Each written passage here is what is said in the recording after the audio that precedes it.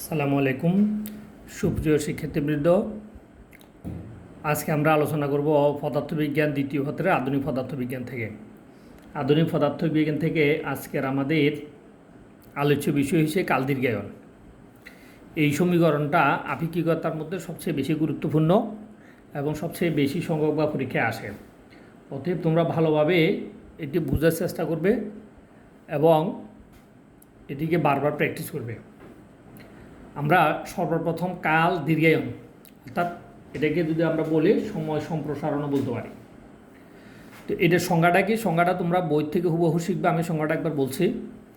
কোনো পর্যবেক্ষকের সাপেক্ষে গতিশীল অবস্থায় সংঘটিত দুটি ঘটনার মধ্যবর্তী কাল ব্যবধান ওই একই পর্যবেক্ষকের সাপেক্ষে নিশ্চল অবস্থায় সংঘটিত ঘটনাদ্বয়ের কাল ব্যবধান অপেক্ষা বেশি। তার মানে এখান থেকে আমরা যেটা বলছি, গতিশীল কাঠামোর কাল ব্যবধানটা নিশ্চল কাঠামোর কাল ব্যবধান থেকে বেশি হয়। এটাকে আমরা অন্যভাবে বলতে পারি যে গতিশীল কাঠামোতে ঘড়ি ধীরে চলে নিশ্চল কাঠামোর চেয়ে। এখন আমরা সেটা প্রমাণ করে দেখাবো যে গতিশীল কাঠামোতে ঘড়িটা ধীরে চলে। তো এখন আমরা যদি ধরি গতিশীল কাঠামোর কাল ব্যবধান টি নট এবং নিশ্চল কাঠামোর কাল ব্যবধান টি, তাহলে টি এবং টি নটের মধ্যে আমরা একটি সম্পর্ক স্থাপন করতে পারি। সেই সম্পর্কটাই আমরা এখন দেখাবো। তো এখন আমরা ধরে নিলাম গতিশীল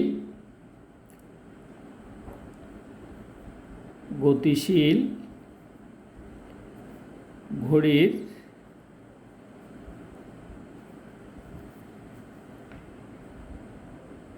কাল ব্যবধান টি নট এবং নিশ্চল কাঠামোর ঘড়ির কাল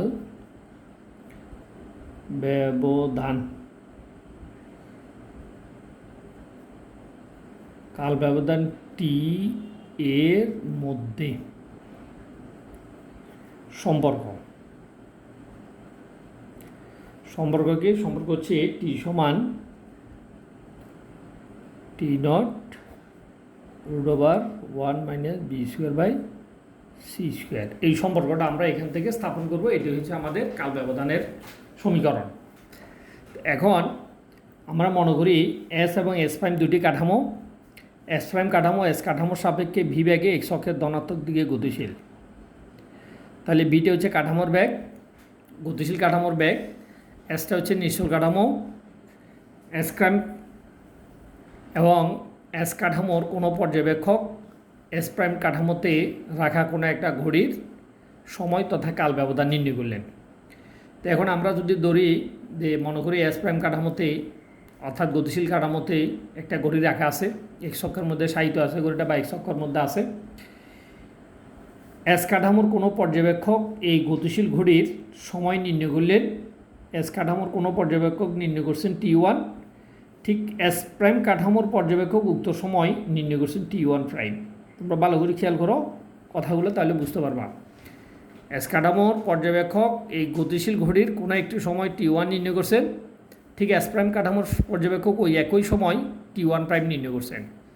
কিছু সময় অতিবাহিত হওয়ার পর এস কাঠামোর পর্যবেক্ষক উক্ত ঘড়ির সময় T2 নির্ণয় করলেন এবং ঠিক একই সময়ে গতিশীল কাঠামোর পর্যবেক্ষক উক্ত সময় T2' নির্ণয় করলেন। তাহলে গতিশীল কাঠামোর ঘড়ি অনুসারে কাল ব্যবধান, গতিশীল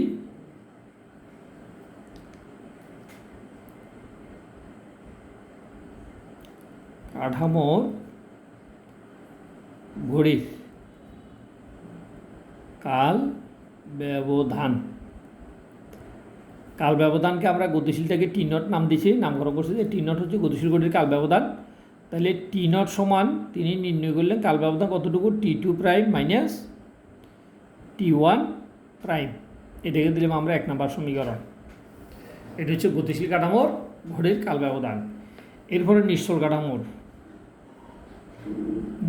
কাঠামোর ঘড়ির কাল ব্যবধান টি সমান হচ্ছে T2 - কত, T1। এটাকে দিলাম আমরা 2 নম্বর সমীকরণ।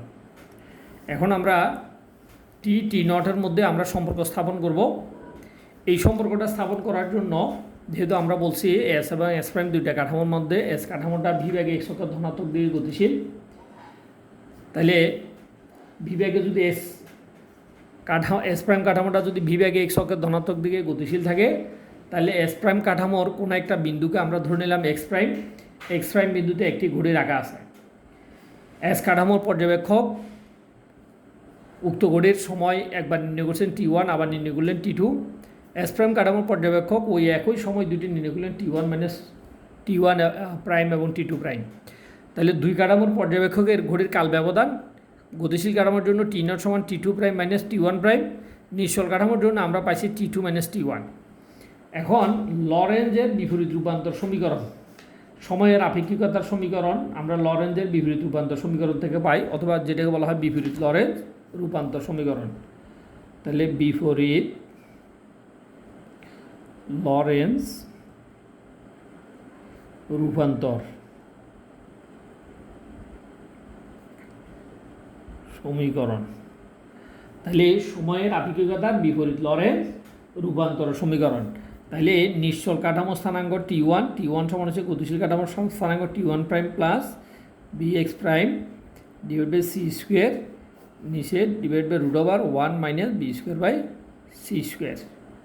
এটি হচ্ছে নিশ্চল কাঠামো স্থানাঙ্ক T1, এটি গতিশীল কাঠামোতে আমরা রূপান্তর করে এই সমীকরণটা পাইলাম। ঠিক বিপরীত লরেঞ্জ রূপান্তর সমীকরণ অনুসারে T2 সমান T2 prime plus bx prime by C square divide by √1 minus B square by C square. তো এখানে 1 minus B square by C square এই রাশিটার মান সবসময় একের থেকে কী হবে, ছোটো হবে। এখন দেখো আমরা T1 T2 এর একটা সমীকরণ আছে আমাদের এখানে 2 নম্বর সমীকরণ। তাহলে 2 নং সমীকরণে আমরা এই মানগুলো বসাবো, মানগুলো বসাই আমরা পাই 2 নং হতে পাই। বসালে আমরা কী পাবো, টি সমান T2 এর মান কত পাইছি দেখো, T2 prime plus bx prime by C square √1 minus B square by C square. এ মাইনাস এইখানে মাইনাস চিহ্ন এটা দিলাম। এবার T1 মান হচ্ছে T1 prime plus bx prime by C square √1 minus B square by C square. তাহলে এখন আমরা এখানে দেখো লসাগু করলে আমরা কি পাচ্ছি, আমরা দুইভাবে করতে পারি। আমরা 1/√1 minus B square by C square কমনও নিতে পারি, অথবা হরগুলো লসাগু করলে আমরা পাবো √1 minus B square by C square. হর দিয়ে ভাগ, লব দিয়ে গুণ, এটাতে ভাগ করলে 1 পাওয়া যাবে। 1 দিয়ে গুণ করলে T2 prime plus bx prime by C square minus T1 prime প্লাসে মাইনাসে minus bx prime by C square.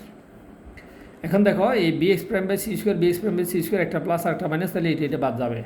তাহলে উপরে থাকতেছে আর কত, উপরে থাকতেছে T2 prime minus T1 prime divide by √1 minus B square by C square. একটু ভালো করে খেয়াল করো। তাহলে এখন এই T2 মান দেখো, এই 1 নং সমীকরণ যদি আমরা ব্যবহার করি T2 prime minus T1 prime গতিশীল কাঠামোর কাল ব্যবধান, এখানে আমরা লিখতে পারি 1 minus B square by C square, এটার উপরে √1। তাহলে দেখো টি এবং T0 এর মধ্যে যে আমরা উপরে একটা সম্পর্কের কথা বলছিলাম, T সমান T0 √1 minus B square by C square, এই সম্পর্কটা আমরা পাইছি T সমান T0 √1 minus B square by C square. এখন এখান থেকে আমরা লিখতে পারি এই T0 সমান T ইন্টু এ √1 minus B square by C square. আমরা সমীকরণটাকে এইভাবেও লিখতে পারি। তাহলে এখানে T0 হচ্ছে গতিশীল কাঠামোর কি কাল ব্যবধান, টি হচ্ছে নিশ্চল কাঠামোর কাল ব্যবধান। আবার আমরা জানি এই √1 minus B square by C square এটা একের থেকে ছোটো, যদি এটি একের থেকে ছোটো হয় অর্থাৎ 1 minus B square by C square, এটা যদি একের থেকে ছোটো হয়,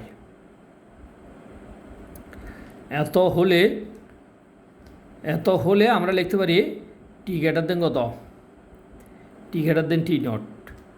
কিন্তু আমরা বলছিলাম গতিশীল কাঠামোর কাল ব্যবধানটা বেশি, কিন্তু এখানে আমরা দেখতেছি যে নিশ্চল কাঠামোর সময় বেশি। এই জিনিসটা তোমাদেরকে ভালো করে একটু খেয়াল করতে হবে যে কাল ব্যবধানটা বেশি হয়েছে গতিশীল কাঠামোতে আর সময় বেশি হয়েছে নিশ্চল কাঠামোতে। এখন আমরা একটু দেখাবো, এটা অনেকের কাছে একটু কনফিউশন থেকে যায় যেহেতু টি এর মান আমরা দেখি যে নিশ্চল কাঠামোর সময়টা বেশি দেখা যাচ্ছে গতিশীল কাঠামো থেকে, এই ঘটনাটা তোমাদেরকে একটু বোঝানোর জন্য আমরা একটা এক্সাম্পল দিচ্ছি। ওই এক্সাম্পলটা দেখার পরে তখন তোমাদের কাছে ক্লিয়ার হবে যে কোনটা কাল ব্যবধান আসলে সঠিক ছিল কিনা কথাটা।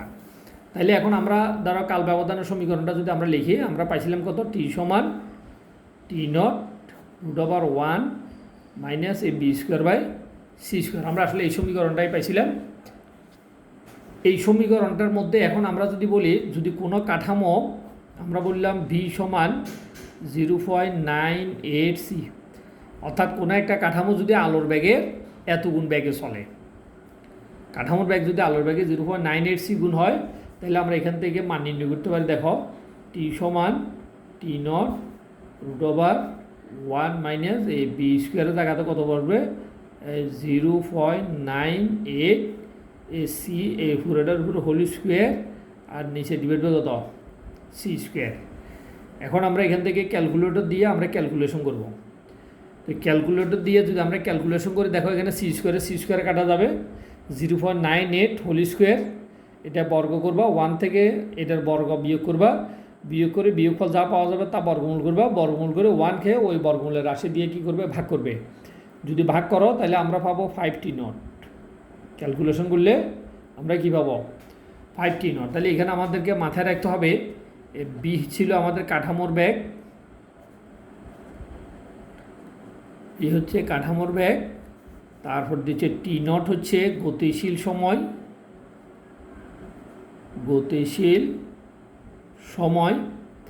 তারপর দিয়ে টি হচ্ছে নিশ্চল সময়, সি সমান হচ্ছে আলোর ব্যাগ,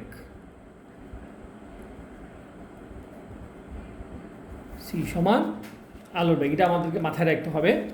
তাহলে এখন দেখো এখানে আমরা যে সমীকরণটা পাইছি, দেখো টি সমান 5t নট, তার মানে এটা হচ্ছে নিশ্চল সময়, এটা হচ্ছে গতিশীল সময়। তাহলে দেখা যাচ্ছে যে নিশ্চল সময় গতিশীল সময়ের কয় গুণ, 5 গুণ। কিন্তু আমরা বলছিলাম যে গতিশীল কাঠামোর ঘড়ির কাল ব্যবধানটা বড় বা বেশি কার থেকে, নিশ্চল থেকে। কিন্তু আমরা এখন দেখতেছি যে নিশ্চল কাঠামোর তো সময় বেশি, কত, গতিশীল কাঠামোর 5 গুণ। এখন তোমরা ভালো করে খেয়াল করো, যদি আমি বলি গতিশীল ঘড়ি টি নট সমান, অর্থাৎ গতিশীল ঘড়ি টি নট সমান যদি 1 টিক দেই, গতিশীল কাঠামোর ঘড়ি যদি কি 1 টিক দেই, তাহলে গতিশীল কাঠামোর ঘড়ি 1 টিক দিলে নিশ্চল ঘড়ি কত টিক দেয়, তাহলে নিশ্চল ঘড়ি